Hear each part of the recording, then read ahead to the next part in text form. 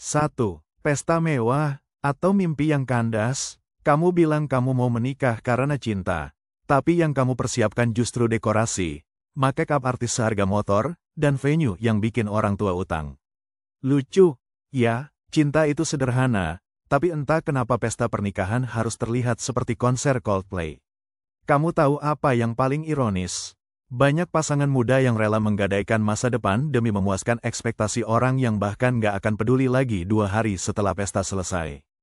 Hanya karena ingin terlihat, wah, kamu jadi orang yang bodoh, rela bayar mahal demi standing flower dan makanan sisa yang dibuang ke tong sampah. 2. Data gak pernah bohong, tapi ego kamu iya. Mari kita lihat data. Rata-rata biaya pernikahan di kota besar Indonesia berkisar 80 500 juta. Itu belum termasuk bulan madu, undangan, dan prewed gaya Eropa padahal tinggal di Bekasi. Pertanyaannya, apakah uang segitu bisa digunakan untuk hal yang lebih masuk akal? Jawabannya jelas, ya. Dengan 80 juta, kamu bisa DP rumah subsidi dan tinggal tenang tanpa nyewa kontrakan. Dengan 100 juta, kamu bisa buka usaha kecil dan bangun bisnis bareng pasanganmu. Dengan 200 juta, kamu bisa hidup nyaman 1 tahun tanpa ngemis ke mertua. Tapi semua itu hangus, demi 1 malam yang penuh sorak-sorai tapi kosong arah. 3. Nikah bukan ajang pembuktian. Serius, kamu nikah buat hidup berdua, atau buat konten Instagram? Kalau kamu masih sibuk nyari gaun sewa 10 juta tapi gak punya tabungan 1 juta, berarti kamu lebih sibuk jadi tontonan ketimbang jadi pasangan yang siap.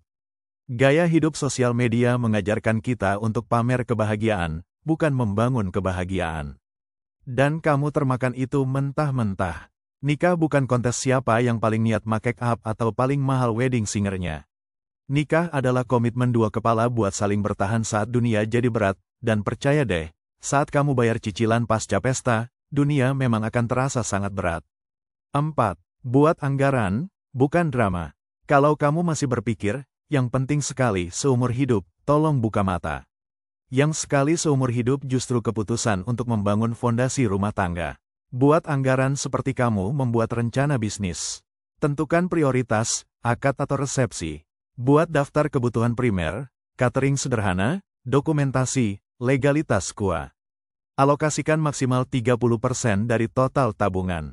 Sisanya, investasikan. Buat dana darurat, modal usaha, atau DP rumah. Pernikahan yang kuat dibangun dari rencana yang realistis, bukan dongeng sinetron. 5. Keluarga besar, atau beban besar. Keluarga pengen undang 300 orang, masa gak nurut? Kalau kamu terus menuruti ekspektasi orang yang bahkan gak tahu makanan favoritmu, maka kamu menikah bukan untuk membangun rumah tangga, tapi untuk menyenangkan orang lain dengan hidupmu sendiri. Tolong, jadi dewasa. Belajar berkata, ini anggaran kami, bukan anggaran kampanye caleg. Sampaikan baik-baik bahwa kamu ingin mulai pernikahanmu dengan stabil, bukan utang.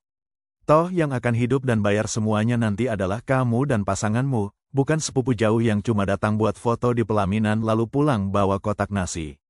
6. Miskin gaya adalah penyakit. Kamu mungkin gak sadar, tapi budaya, asal kelihatan keren, sudah menjerat banyak pasangan muda. Mereka rela minjem, gesek kartu kredit, bahkan minta utang ke orang tua, demi pesta yang katanya mewah tapi bermakna.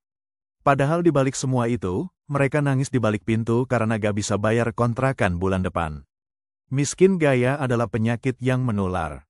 Dan kalau kamu gak sembuhkan dari sekarang, kamu akan jadi bagian dari generasi yang bangkrut secara mental dan finansial. 7. Investasi, itulah bentuk cinta sejati. Mau tahu cara terbaik mencintai pasanganmu? Bukan beli gaun 20 juta. Bukan sewa ballroom hotel bintang 5. Tapi bikin dia punya tempat tinggal dan rasa aman. Kamu bisa bilang, aku cinta kamu, dengan cara menyiapkan tabungan pendidikan anak, membangun usaha bareng, atau mengatur cash flow agar gak stres setiap awal bulan. Itulah cinta yang dewasa, cinta yang berpikir jangka panjang, bukan sekadar pesta 4 jam yang habis begitu lampu mati. 8. Jika tetap mau pesta, buatlah bijak. Kamu tetap ingin resepsi, silakan, tapi buatlah secukupnya. Gunakan venue outdoor yang murah meriah tapi estetis. Kurangi undangan, maksimalkan momen privat. Fokus pada makna, bukan makeup. Undang mereka yang benar-benar peduli, bukan yang cuma hadir untuk story. Karena di akhir hari, yang akan terus ada di hidupmu bukan tamu pesta, tapi pasanganmu dan tagihan yang kamu buat sendiri. 9. Generasi produktif harus cerdas finansial. Kamu anak muda, kamu generasi produktif. Jangan jadi generasi konsumtif yang hidup untuk kesan, bukan tujuan. Membuat anggaran pernikahan yang efektif bukan berarti pelit, itu tandanya kamu siap. Kamu sadar bahwa masa depan harus dirancang, bukan hanya dirayakan. Penutup, pilihan ada di kamu. Kamu bisa tetap jadi bagian dari orang-orang yang bangga dengan pesta mahal, lalu stres di minggu kedua pernikahan. Atau kamu bisa jadi pasangan muda yang memulai hidup dengan penuh kesadaran dan perencanaan. Pernikahan bukan tentang hari H, tapi hari-hari setelahnya. Jadi, mau nikah atau mau bangkrut, mau membangun cinta, atau cuma memamerkan ilusi bahagia, pilih yang waras. Karena bahagia itu gak harus mahal, tapi harus masuk akal.